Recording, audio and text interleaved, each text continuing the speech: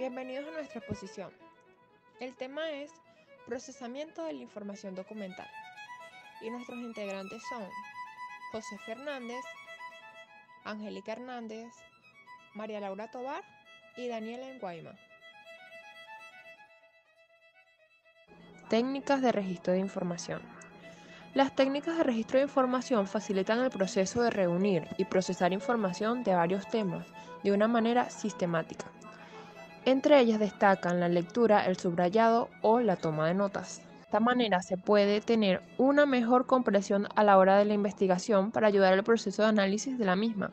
Los métodos usados varían dependiendo de la disciplina, pero las técnicas son elementos importantes de la investigación en los campos de las ciencias sociales, físicas, en humanidades y en los negocios.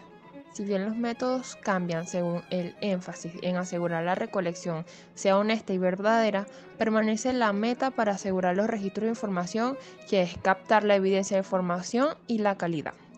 De esta manera, el contenido luego puede ser transmitido en análisis correctos y puede proveer respuestas a las dudas planteadas. Algunas de las técnicas más reconocidas son: 1. La lectura. La lectura es un proceso cognitivo complejo en el cual se codifican símbolos para construir o derivar un significado.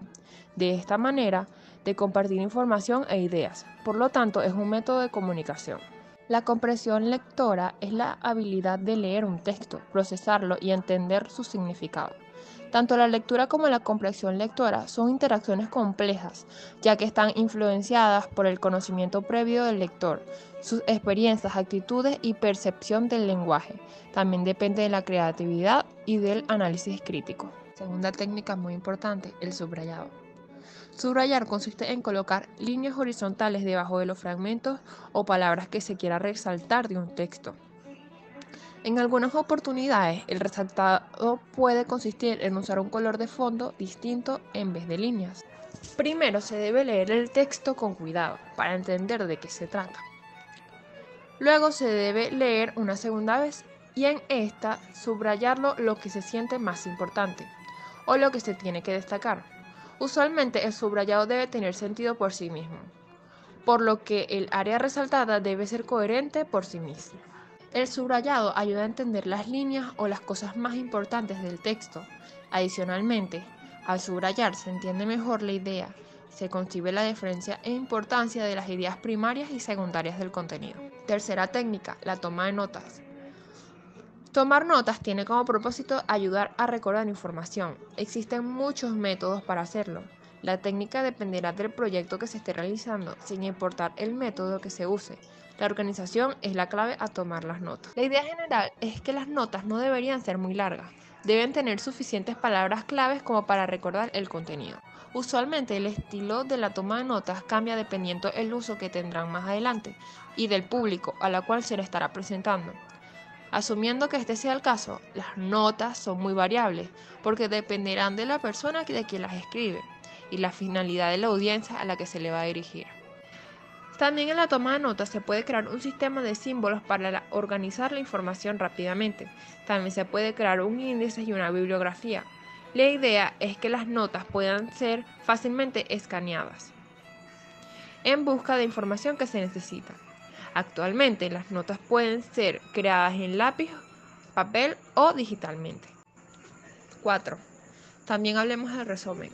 Es una breve recapitulación de una investigación, tesis, procedimiento o análisis sobre un tema determinado. Se utilizan para saber de qué trata un trabajo en específico sin tener que leerlo completo. Por este motivo, se colocan al principio de cualquier trabajo académico o manuscrito. Son usados tanto en el área científica como en las humanidades.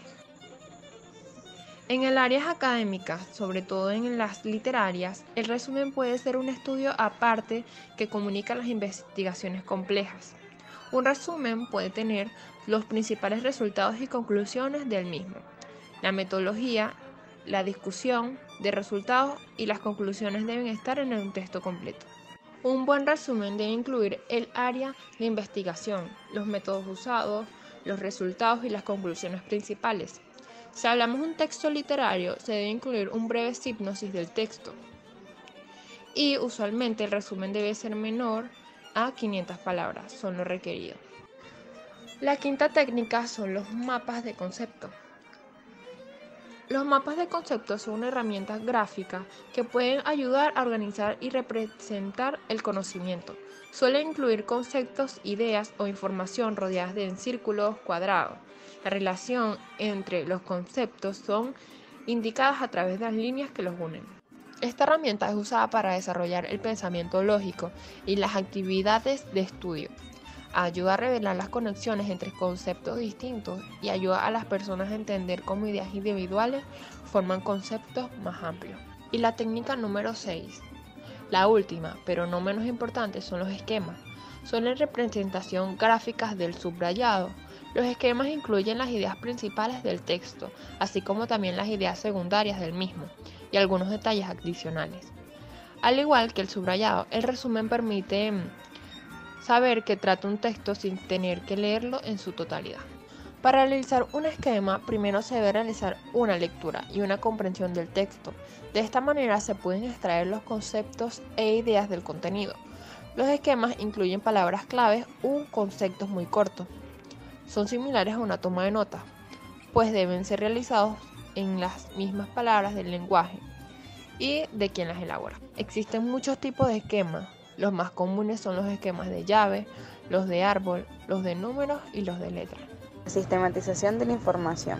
Existen diferentes maneras de sistematizar la información recolectada, pero para casi todas ellas la información debe estar completamente o en su mayoría transcrita, por lo que este trabajo tendrá que realizarlo alguien con mucha perseverancia y en lo que se tenga la total confianza de que no alterará los contenidos.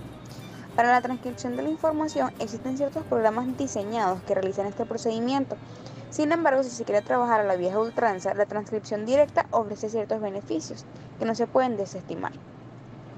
Se reconoce la información por segunda vez, se tienen ideas de indagación para utilizar en otras recolecciones. En la medida en la que se van realizando una a una se encuentran puntos de enlaces y posibles claves para el análisis que antes no habían aparecido.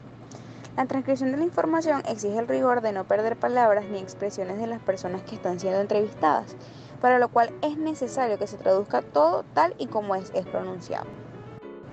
Las expresiones e incluso el uso de palabras insultantes deben quedar registradas con sus respectivos códigos. E investigaciones cuantitativas en donde se utilizan encuestas o formularios. Es necesario crear para la sistematización bases de captura de datos.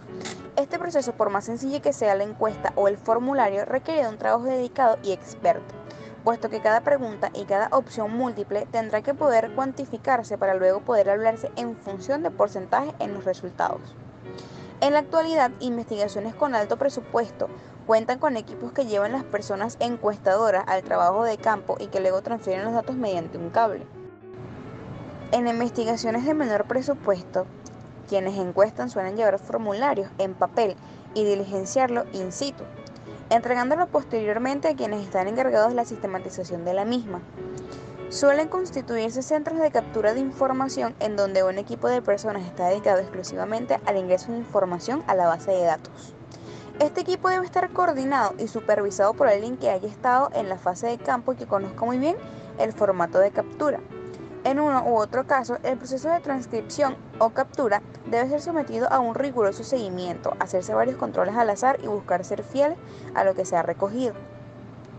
Cuando en la investigación trabaja únicamente una persona, el cansancio en esta fase de sistematización puede ser uno de los riesgos más grandes, pues para agilizar se pueden cometer errores que alteran de manera importante el desarrollo de la investigación.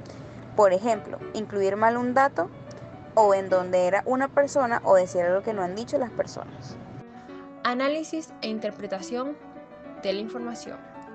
El análisis consiste en descomponer la información.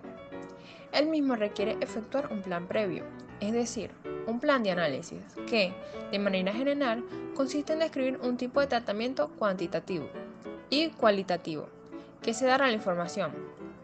La interpretación apunta a darle sentido, esto es efectuar eventualmente una recomposición teórica, para luego redactar un informe final de la investigación. De esta manera, ya desarrollado el proceso de recolección de datos, se procederá a convertir los datos en bruto, del instrumento que se usó para tal fin, con una forma legible y entendible para su posterior análisis. Para esto se tomará en cuenta la siguiente secuencia. Verificación y edición de cuestionarios aceptables. Cada cuestionario tendrá una etapa de revisión. en donde se verificarán los datos obtenidos, es decir, que estén bien contestados o completos. Mirar en base a las respuestas dadas y si fueron bien comprendidas, que los elementos de muestra sean los que hayan contestado la encuesta. Para tal fin, el porcentaje de cuestionarios defectuosos permitidos será del 5% del total. En caso que el porcentaje sea mayor, se enviarán nuevamente los trabajos de campo y se volverán a formular los cuestionarios. Edición y depuración de datos.